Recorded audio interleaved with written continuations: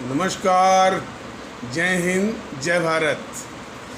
भारतीय अवाम ताकत दल अपने भारतीय भाई बहनों अर्थात अपने देश भारत की जनता अर्थात अपनी भारतीय अवाम से भारतीयता आधारित आपसी श्रद्धा, भारतीयता आधारित आपसी स्नेह, भारतीयता आधारित आपसी प्रेम, भारतीयता आधारित आपसी अखलाक मोहब्बत, भारतीयता आधारित आपसी सहयोग, भारतीयता आधारित आपसी सम्मान, भारतीयता आधारित आपसी एकता, भारतीयता आधारित आपसी भाईचारा तथा भारतीयता आधारित आपसी सद्भाव को समझने व उसे आत्मसात करके वैसा ही आचरण एवं व्यवहार करने हेतु और इसके पूरे देश में प्रचार प्रसार करने हेतु और प्रत्येक देशवासी को इसकी अहमियत और महत्व को समझाकर उसे अपनाते हुए वैसा ही आचरण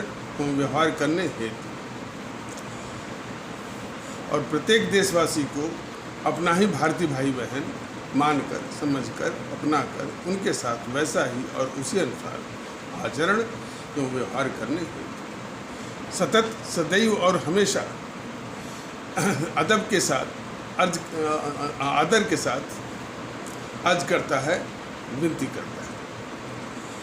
अब हम सभी लोग एकाध छोटे प्रकरण पर चर्चा करके फिर मुख्य विषय पर आते हैं। किसी YouTube के माध्यम से समाचार मिला कि जो ये सुदर्शन करके एक टीवी चैनल है और उसका कोई एंकर है सुरेश चौहान, वो काफ़ी हल्ला कर रहा था कि यूपीएससी पर जिहादियों का कब्जा। असल बात है कि हमारे देश को जो काफ़ी नुकसान पहुंचा रहा है झूठ और अफवाह, इस पर काबू सरकार जो है बिल्कुल न करना चाहती है और न कर पा रही है। जिस प्रकार ये देश विरोधी ताकतें और देश विरोधी ताकतों का सबसे बड़ा हथियार क्या है? झूठ फैलाया जा रहा है, जो अफवाह, और उसमें सभी शामिल हैं। राजनीतिक दलों में सबसे आगे जीएनपीसी, गांधी नेहरू परिवार, चांडाल चौकड़ी, काकस, उसका हर एक नेता माने राहुल गांधी, राहुल सोनिया, प्रियंका से लेकर के उसका प्रत्येक नेता का और प्रत्येक प्रवक्ता झूठ ही सब बोलते, दिन रात झूठ बोलते हैं। और उसी प्रकार ये टीवी चैनल वाले भी, पत्रकार भी, तो इससे देख हमारा मुल्क जो है काफ़ी आहत है, दुखी है। तो वो जो सुदर्शन टीवी चैनल वाला जब कह रहा है कि यूपीएससी पर जिहादियों का कब्जा, उस खबर के तह तक जाने पर पता चला कि जो कुछ वर्षों से 27 या 28 सिविल सर्विसेज में सेलेक्ट होते थे वो हमारे इस्लाम आस्था वाले भारतीय भाई बहनों के समाज से होते हैं। इतना तो आप समझ गए होंगे कि भारतीय अवाम ताकत दल बराबर जो इस्लाम आस्था वाले भारतीय भाई बहनों, यानी जिसको आप लोग मुसलमान कहते हैं, मुसलमान कहना भारतीय अवाम ताकत दल वो मुनासिब नहीं मानता, न्याय संगत नहीं मानता और इंसाफ भी नहीं मानता। चूँकि जब वो कह रहा है कि ये हमारे भारतीय भाई बहन हैं, तो पहली जो पहचान है, पहली जो संबोधन है, पहला जो उनसे नाता रिश्ता है, बंधन है, प्रेम है, वो भारतीयता का है कि हमारे भारतीय भाई बहन हैं। इसलिए उनको हमेशा अपने इस्लाम आस्था वाले, आस्था उनकी ज़रूर एक व्यक्तिगत एक इस्लाम की है, लेकिन हमारे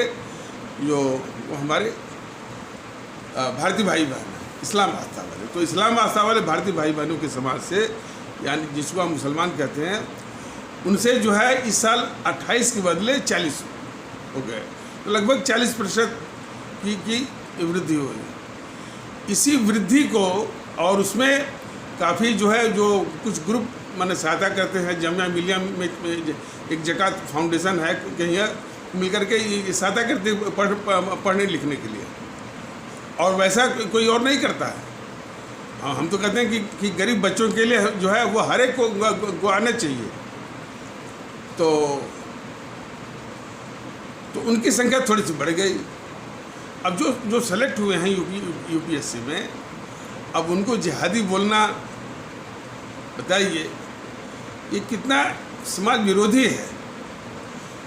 तो ये जो भारतीय जनता दल बताता है कि भाई कि ये जो राजनीतिक शक्तियां हैं लगभग ये देश विरोधी हैं, टीवी चैनल वाले भी देश विरोधी भी हैं और समाज विरोधी भी हैं। तो ये भी बताया गया कि भाई यूपीएससी पर जिहादी वगैरह तो नहीं, लेकिन जो नौकरशाही है, तो नौकरशाही में एक तो जो द हिंदू इंग्लिश डेली है उसको पढ़ करके काफ़ी यूपीएससी में सेलेक्ट हो रहे हैं और ब्यूरोक्रेसी का एक हिस्सा बन रहे हैं, नौकरशाही का एक हिस्सा बन रहे हैं। तो द हिंदू पेपर जो है वो कम्युनिस्टों का पेपर है, देश का बहुत गद्दार पेपर है और देश के खिलाफ बड़ी सफाई से वो साजिशें करता रहता है। कहने का मतलब ये है कि यदि ये सारी बातें जब भी भारतीय जनता दल इस पर चर्चा करता है और अपने आदरणीय भारतीय भाई बहनों को इन यानी ख़तरनाक गतिविधियों से और लोगों से, शक्तियों से परिचय करवाता है, अवगत करवाता है, और कितना खतरा है इसे भी अवगत करवाता है, तो यदि यहीं तक बात को रोक दिया जाए, इसके आगे बात न बताई जाए, तो हमारे देश के साथ बहुत बड़ा अन्याय है, अपने मुल्क के साथ बहुत बड़ी नाइंसाफ़ी होगी। क्योंकि ये इस तरह के जो मीडिया समाचार पत्र है, द हिंदू इंग्लिश डेली जैसे, वो मोदी जी के शासनकाल, उनकी छत्र छाया में, उनके पेट्रोनेज और प्रोटेक्शन में, अंडर हिज एजिस ये सब पल रहा है। तो ये देखना बहुत ज़रूरी है कि मोदी जी के छत्र छाया में ये देश विरोधी media the Hindu English daily जैसे अपने देश के खिलाफ साजिशों में किस तरह से सक्रिय है। तो इस देश की अपने आदरणीय भारतीय भाई बहन या आदरणीय भारतीय मतदाता गण, भारतीय भाई बहन, इस बात को बहुत गौर से देखें कि ये इस तरह की जितनी भी देश विरोधी ताकतें हैं मीडिया के रूप में, द हिंदू इंग्लिश डेली के रूप में, और भी ताकतें, राजनीतिक ताकतें हैं, जैसे जीएनपीसी है, गांधी नेहरू परिवार चांडाल चौकड़ी है, और वाम दल वाले हैं, ये सब ये देश विरोधी माने साजिशों को बराबर अंजाम देने में बराबर सक्रिय है। तो ये मोदी जी की छत्रछाया में हो रहा है, और मोदी जी के एक कपटपूर्ण, छलपूर्ण, धोखा वाला राष्ट्रवाद के मुखौटे के नीचे ये देखने की आवश्यकता है। इसलिए देश को ये महफूज रखना है, देश को ये सुरक्षित रखना है, और वो भी अंदर से। तो मोदी जी को और उनकी बीजेपी को मतपेटी पर बिल्कुल शिकस्त देना बहुत आवश्यक है और अनिवार्य है। जब ये कहा जाता है कि मोदी जी और बीजेपी को शिकस्त देना, उसको शून्य वोट के लिए मतपेटी पर सुनिश्चित करना, इसका कतई मतलब नहीं है कि जीएनपीसी, गांधी नेहरू परिवार चांडाल चौकड़ी, जिसे आप लोग भ्रम, भूल और गलतीवश कांग्रेस कहते हैं, और वाम दलों को बख्श देना, छोड़ देना। इनको तो उसके पहले उसी मतपेटी पर शून्य वोट मिले, वहाँ से नकार दिया जाए, इसको सुनिश्चित करने के लिए हमारे आदरणीय भारतीय भाई बहन, हमारी आदरणीय भारतीय आवाम बिल्कुल मन में ठान है। इसलिए कि ये इसी से रास्ता बनेगा इन देश विरोधी ताकतों से मुक्ति, आज़ादी, निजात मिलने का। और जब तक ये ताकतें रहेंगी इस देश में, हर तरह की तकलीफ जो है अपनी भारतीय आवाम को और इस मुल्क को मिलता रहे। तो नौकरशाही पर चले आइए। तो नौकरशाही जो है, जैसे कि ये वामपंथी, मैंने कम्युनिस्ट का पेपर है द हिंदू इंग्लिश डेली जो है, उसी को पढ़ करके इसमें ब्यूरोक्रेसी में नौकरशाही में आ रहे हैं। तो नौकरशाही में काफ़ी वामपंथी मानसिकता वाले और जीएनपीसी के एजेंट बहुत हैं। गांधी नेहरू परिवार चांडाल चौकड़ी कागज के एजेंट कह लीजिए, चाहे टाउट्स कह लीजिए, चाहे प्रोटीज कह लीजिए, इसके बहुत है। तो ऐसे लोगों का ब्यूरोक्रेसी पे कब्जा है, ये खतरा है। ये सुरेश चौहान जैसे, सुदर्शन जैसे इसको नहीं बोलते हैं कि ये वामपंथियों का कब्जा है ब्यूरोक्रेसी पर। और जीएनपीसी, गांधी नेहरू परिवार चांडाल चौकड़ी के तमाम एजेंट हैं इसमें, ब्यूरोक्रेसी में, नौकरशाही में। पता नहीं ये मोदी जी को मालूम है कि नहीं मालूम है, और मोदी जी को ठोकर लगती है इस बात की। इसलिए ब्यूरोक्रेसी की भी सफाई होना बहुत जरूरी है। कोई कह रहा था कि यूपीएससी का एग्ज़ाम बड़ा टफेस्ट है। टफ है, अरे इससे भी टफ हो सकता है, लेकिन कुल मिलाकर जिस तरह के प्रोडक्ट वो चर्न आउट करता है और देश के लिए अभिशाप बन जाता है, वाइट कॉलर क्रिमिनल्स जो है वो पैदा होते हैं, यह देश के लिए अभिशाप। और यदि वो एक फैकेट या फिग लीफ कहे कि हमने जो है वो एथिक्स का एक पेपर डाल दिया जनरल स्टडीज़ में मेंस के, तो इससे वो बच जाएगा यूपीएससी? बिल्कुल नहीं। एथिक्स का रट्टा मारने से किसी के दिलो दिमाग पर एथिक्स आएगा, या तो यूपीएससी भूल जाए। उसके लिए एक शुरू से नैतिक शिक्षा, और नैतिक शिक्षा का उसके दिलो दिमाग पर, साइकोलॉजी पर क्या असर पड़ता है, उसको सुनिश्चित करने के बाद ही, और वो भी ऊंचे स्तर का, राष्ट्रभक्ति हो, अवाम परस्ती हो और नैतिकता हो, ऐसे ही कैंडिडेट जो है वो, ऐसे ही उम्मीदवार अभ्यर्थी उसमें यानी संघ लोक सेवा आयोग में लोग चयनित हो, सिलेक्टेड हो, तभी जाकर के कुछ संभव है। वरना तो जिस तरह का ये चर्न आउट कर रहा है, ये देश के लिए बहुत बड़ा अभिशाप। तो ये रहा। तो ये ब्यूरोक्रेसी जो है वामपंथी मानसिकता वाले और ये जीएनपीसी के एजेंट कर लीजिए, प्रोटीज या उनके टाउट्स, वो पड़े हुए। और यही दशा बौद्धिक वर्गों में है, यही दशा, यही परिदृश्य वामपंथियों का, काफ़ी वामपंथी मानसिकता वालों का काफ़ी मीडिया में भी है। पत्रकारों का जो गिल्ड है या जो गिरोह है,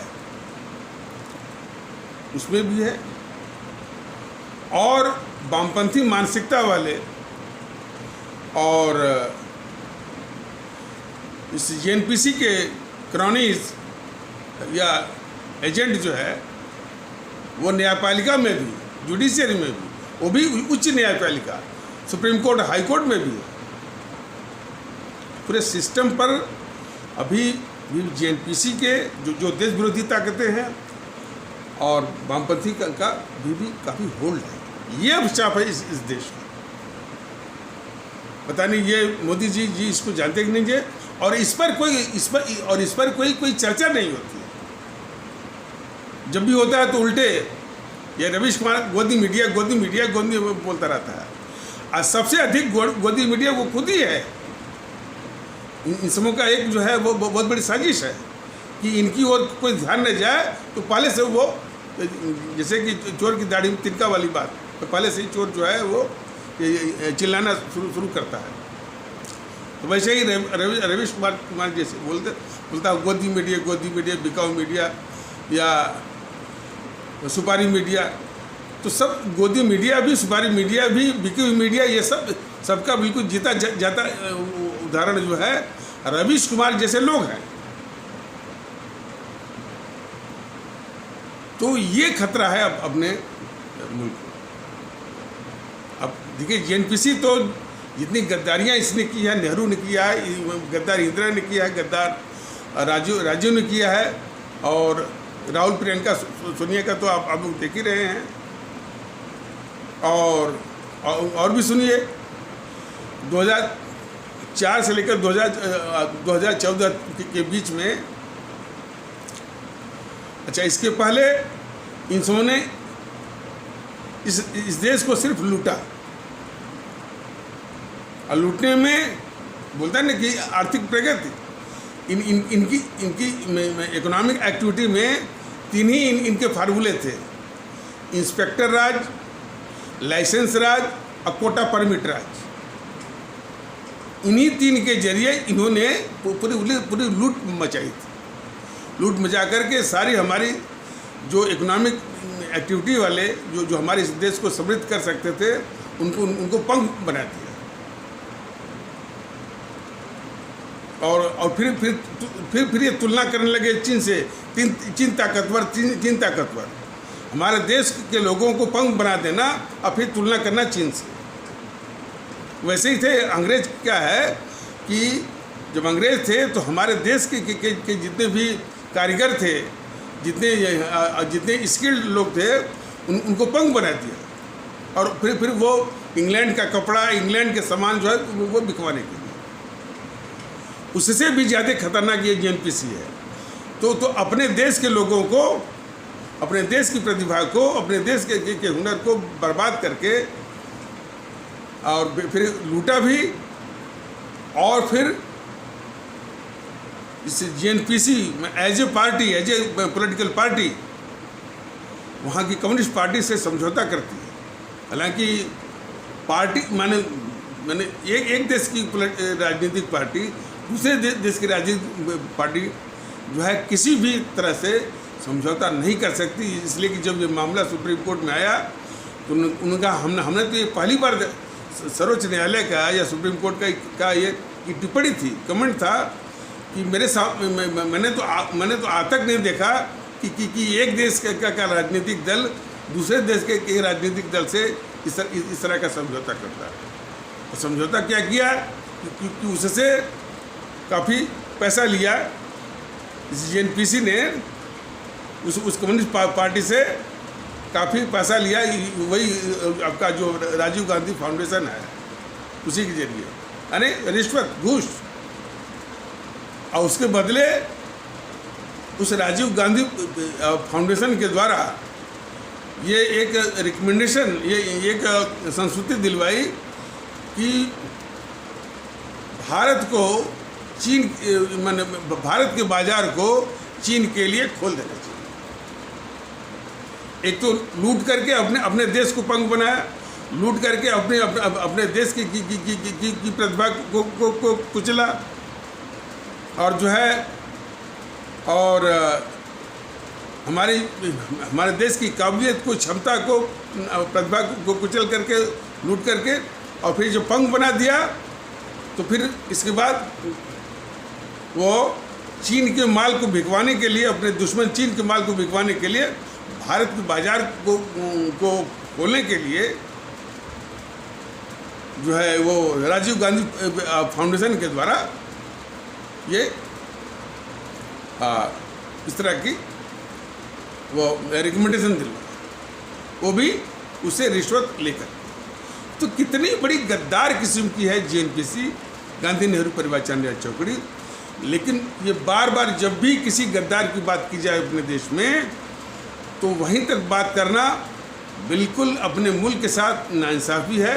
जो मोदी जी के की जानकारी में, मोदी जी के शासनकाल में, मोदी जी के संरक्षण में, उनकी छत्र छाया में, उनके पेट्रोनेज और प्रोटेक्शन में ये गद्दार ताकतें बिल्कुल अपने अपनी गतिविधियों में लिप्त हैं और ऐसे गद्दार ताकतों को मोदी जी अपने गोद में बिठा रहे हैं। कोई कार्रवाई नहीं। इतने भ्रष्टाचार के 2004 से लेकर 14 तक इतने माने कि आपका 2G, CWG, आदर्श सोसाइटी, अगस्ता वेस्टलैंड, पनडुब्बी, कोयला, तमाम जिसके लिए इन बीजेपी वालों ने वो संसद की कार्रवाई बंद करवाई थी। सब के सब घोटाले मोदी जी बिल्कुल निगल गए, खा गए। तो ये देश को जानना चाहिए।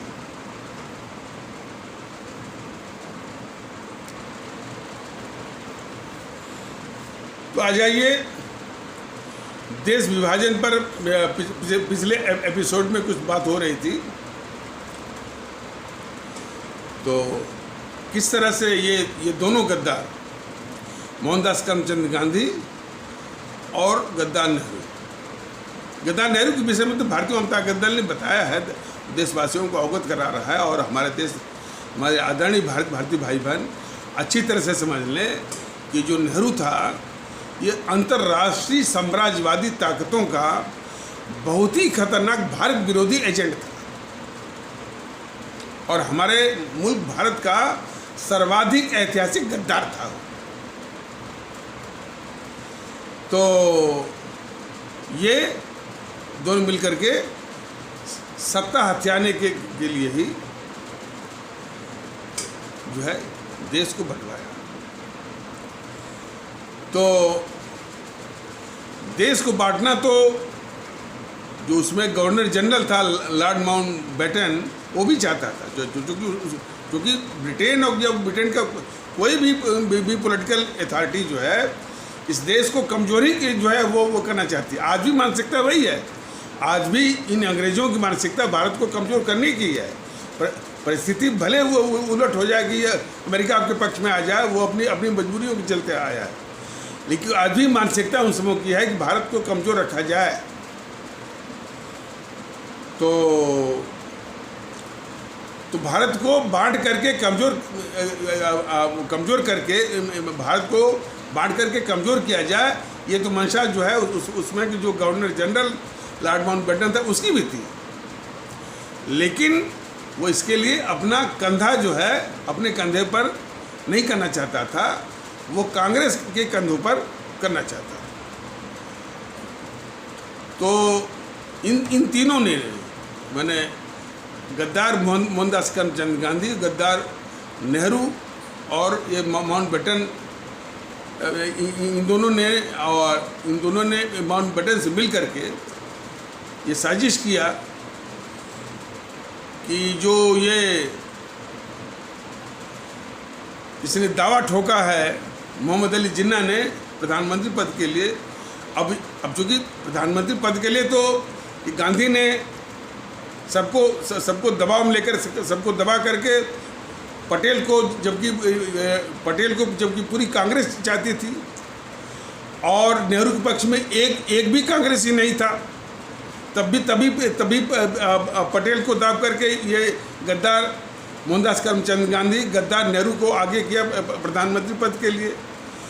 लेकिन इस तरह की साजिश को, और मोहम्मद अली जिन्ना इस नेहरू से ज़्यादा काबिल भी थे, तजुर्बेकार भी थे, सीनियर भी थे और बैरिस्टरशिप में भी ज़्यादा वो काबिल थे और हर तरह से जो है वो बेहतर उम्मीदवार थे प्रधानमंत्री पद के लिए। तो उनके सामने ही जब ये दोनों साजिश कर रहे थे तो प्रधानमंत्री पद के लिए उन्होंने दावा ठोक दिया। यही इन समूह को बुरा लगा। तब इन्होंने ये साजिश किया कि इस देश को बांट करके एक टुकड़ा पाकिस्तान दे करके उसको पहले शांत किया जाए जिन्ना को, तब जाकर के जो है वो नेहरू को ये भारत की सत्ता मिल सकती है। अच्छा, यहीं पर रोक करके थोड़ा इस पर प्रकाश डालने की कोशिश की जा रही है, की जाएगी कि जो ये हवा खड़ा करते हैं कि जिन्ना ने पाकिस्तान बनवाया, जिन्ना ने पाकिस्तान बनाया, जिन्ना ने पाकिस्तान की मांग रखी, अलग मुल्क के लिए, मुसलमानों के लिए मांग रखी, ये सब झूठा है।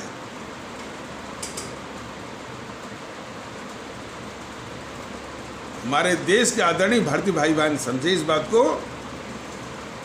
कि गद्दार गांधी और गद्दार नेहरू की गद्दारियों को छिपाने के लिए ही जिन्ना का जिन्न जो है वो बार बार खड़ा किया जाता है। मोहम्मद अली जिन्ना साहब ने कभी भी पाकिस्तान की मांग नहीं की थी। मुसलमानों के लिए अलग देश की भी वो मांग नहीं की थी। हाँ, उनकी गलती इतनी हो सकती है कि वो पाकिस्तान पर वो राजी कैसे हो गए कि पाकिस्तान बना। यदि वो राजी न होते और ऐसे ही बने वो इस दुनिया से चले जाते तो ये इन सबों की साजिश बहुत आसानी से तो बेनकाब हो सकती थी।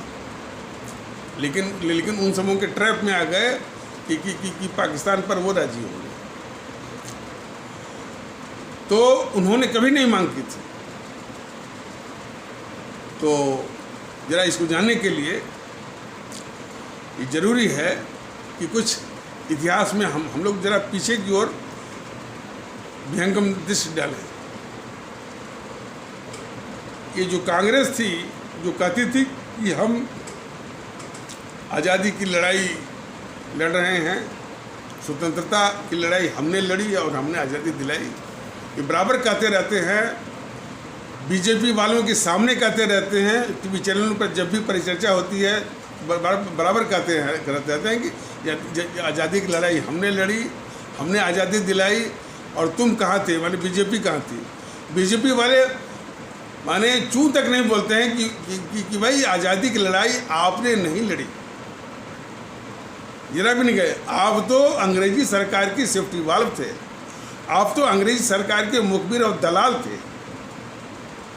जरा भी नहीं कहते हैं बीजेपी वाले, क्योंकि बीजेपी वालों की साजिश है किसी जेएनपीसी को बचाना, और जेएनपीसी का जो खतरनाक जो चेहरा है, जो देश विरोधी चेहरा है, जो गद्दारी का चेहरा है, उसको ढक के रखना, ये साजिश है बीजेपी वालों की। तो हकीकत ये है कि ये कांग्रेस जो माने इस तरह से जो दावा करती है, दम भरती है कि आज़ादी की लड़ाई उसने लड़ी, आज़ादी दिलाई, बिल्कुल गलत। वो अंग्रेज सरकार की सेफ्टी वाल्व या मुखबिर या दलाल थे। आज़ादी की लड़ाई जिन्होंने अपना खून दिया, जिन्होंने अपनी जानें दी, हमारे अमर शहीद सुभाष चंद्र बोस, भगत सिंह, चंद्रशेखर आज़ाद, अशफाकुल्ला, इनकी बदौलत नहीं है, और आज़ाद हिंद फौज, इनकी बदौलत। ये हमारे देश के लोग जान लें, इन गद्दारों की वजह से नहीं मिली है। और जब ये गद्दार दावा करते हैं बीजेपी वालों के सामने, ये बीजेपी वाले सुट हो जाते हैं, बोलते ही नहीं हैं। इसलिए नहीं बोलते हैं कि इस जेएनपीसी का खतरनाक जो चेहरा है, देश की गद्दारी वाला चेहरा है, देश विरोधी जो चेहरा है, वो बेनकाब न हो। इसकी रक्षा करने के लिए ये समित पात्रा हो, सुधांशु त्रिवेदी हो, और भी हो, चुप हो जाए। तो बीजेपी भी बहुत ही खतरनाक किस्म की है। लगता है कि ये एपिसोड लंबा हो रहा है, फिर अगले एपिसोड में विस्तार से बताया जाएगा। तो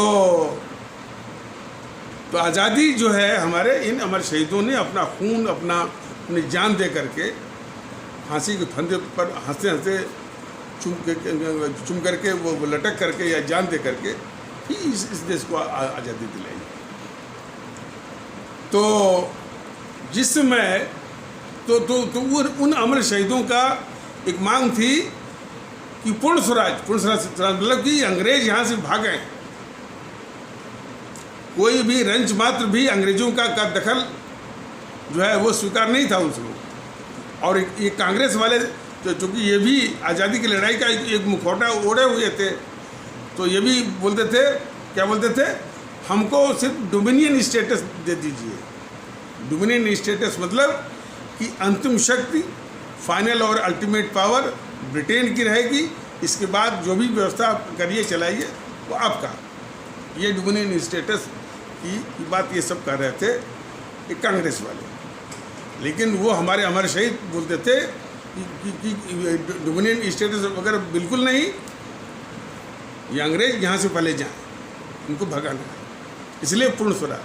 तो पूर्ण स्वराज जो है मुद्दा था हमारे अमर शहीदों का, और जिसमें मार्च 1931 में मैंने हमारे भगत सिंह, शहीद आजम भगत सिंह, अमर शहीद सुखदेव और अमर शहीद राजगुरु को फांसी लगने वाली थी। तो एक तो भगत सिंह की लोकप्रियता गांधी के मुकाबले में बहुत आगे जा रही थी, नंबर एक, और ये मुद्दा भी, पूर्ण स्वराज का मुद्दा भी उसी प्रकार बहुत ही लोकप्रिय हो रहा था।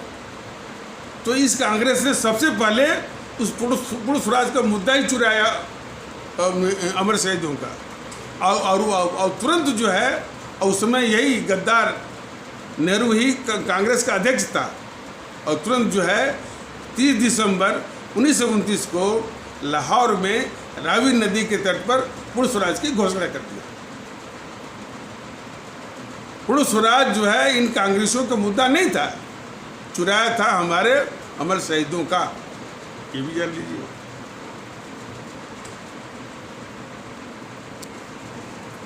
अब ये थोड़ा सा गौर करने वाली बात है। जब 1929 30 दिसंबर 1929 को जब पूर्ण स्वराज की घोषणा होती है, उस समय कोई भी ये मांग नहीं करता है कि हमारे मुसलमानों के लिए अलग देश, इनके लिए सेपरेट इलेक्टोरेट, यानी एक अलग वो मतदाता मंडल इत्यादि की मांग पहले सेटिल करिए, तब जो है पूर्ण स्वराज का समर्थन होगा। ऐसी मांग बिल्कुल नहीं थी। पाकिस्तान की मांग पहली बार पूर्ण स्वराज की घोषणा के 11 साल बाद, अर्थात 1940 में। तो ये जवाब जीएनपीसी को, गांधी नेहरू परिवार चंदा चौकड़ी कागज को, इसके संबंध में जवाब जो है देश को देना पड़ेगा कि जब पूर्ण स्वराज की घोषणा होती है 1929 को, तो कोई भी पाकिस्तान या मुसलमानों के लिए अलग इलेक्टोरेट के लिए, उनके अलग मतदाता मंडल के लिए, उनके अलग देश के लिए कोई भी मांग नहीं उठती है। 11 साल बाद क्यों पाकिस्तान की मांग, अपने पूर्ण स्वराज की घोषणा की 11 साल बाद क्यों मांग उठती है, क्यों उठी? इसका जवाब जीएनपीसी को देना पड़ेगा, अपने मुल्क के सामने लोगों को बताना पड़ेगा, जवाब दे पहले। और इसका जवाब उसके पास नहीं होगा, इसका भी जवाब भारतीय जनता का दल बताएगा। तो देखिए, जिस प्रकार से इतिहास में या ये वामपंथी जितने भी बौद्धिक वर्ग हैं, हमारे भारत की जो गौरवपूर्ण सांस्कृतिक मान्यताएं हैं, गौरवपूर्ण जो सभ्यताएं हैं, उसको हमेशा ये डिबंक करते हैं। इसको हमेशा जो है ये स्लर माने ये कलंकित करते हैं, नीचा दिखाते हैं, इसकी अवमानना करते हैं, इनको अपमानित करते हैं। वामपंथी बौद्धिक वर्ग वाले क्या करते हैं, हमारे भारत की गौरवपूर्ण सांस्कृतिक मान्यता, गौरवपूर्ण सभ्यताओं, ये इनका धंधा है। और कैसे चीन की फंडिंग के आधार पर। लेकिन जब भी ये बार बार भारतीय जनता दल कर रहा, करता भी रहेगा कि जब भी इस तरह से देश विरोधी, भारत विरोधी गतिविधियों की बात की जाए तो मोदी जी की छत्र छाया में पल रहा है। तो इसके मुख्य जो है संरक्षक मोदी जी हैं। मोदी जी का भी निपटारा उतना ही अनिवार्य है जितना इन वामपंथियों का, वामपंथी पत्रकारों का, वामपंथी बौद्धिक वर्गों का। तो इस देश के मोदी जी के एक्सप्रेस वे पर मत जाइए, सड़कों पर मत जाइए, कनेक्टिविटी पर मत जाइए और DFC पर मत जाइए। ये जो गतिविधि जी है उसकी आड़ में यह मुल्क को बर्दाश्त नहीं होना चाहिए और न बर्दाश्त। तो उसी प्रकार JNPC के जो चाटुकार इतिहासकार हैं, उन्होंने जो घोर गद्दार ये मोहनदास करमचंद गांधी था और अंतर्राष्ट्रीय साम्राज्यवादी ताकतों का बहुत ही खतरनाक भारत विरोधी एजेंट और अपने मुल्क भारत का सर्वाधिक ऐतिहासिक गद्दार नेहरू था। इनकी गद्दारियों को छिपाने के लिए ही जो है तथ्यों को तोड़कर मरोड़ करके JNPC के चाटुकार इतिहासकारों ने इनको पूरा खुदा बना दिया, पूरा मेहमान। और इन्हीं दोनों के इर्द गिर्द पूरी जलेबी छानी है जो इतिहास इन सबों ने लिखा है। तो इनके इतिहास पर तो बिल्कुल नहीं, इतिहास को फिर से तथ्यों को खोज करके नए सिरे से लिख करके अपने पीढ़ियों को बताना होगा। और इन सबों ने इस मामले में हमारे जो पीढ़ी जो इस पर चल रही है, जिसमें वो ब्यूरोक्रेसी भी है, हमारे जुडिशरी भी है और भी बौद्धिक वर्ग हैं, इनका प्रदूषित दिमाग है। उन्हीं किताबों को पढ़ करके, उन्हीं प्रदूषित किताबों को इतिहास की जो है जो वामपंथियों ने या JNPC के चाटुकार इतिहासकारों ने लिखा है। तो बहुत ही विकृत मानसिकता इसमें वो विकसित हुई है। लेकिन मुल्क परस्ती का जज्बा, मुल्क परस्ती की मानसिकता को विकसित करने की परम आवश्यकता है।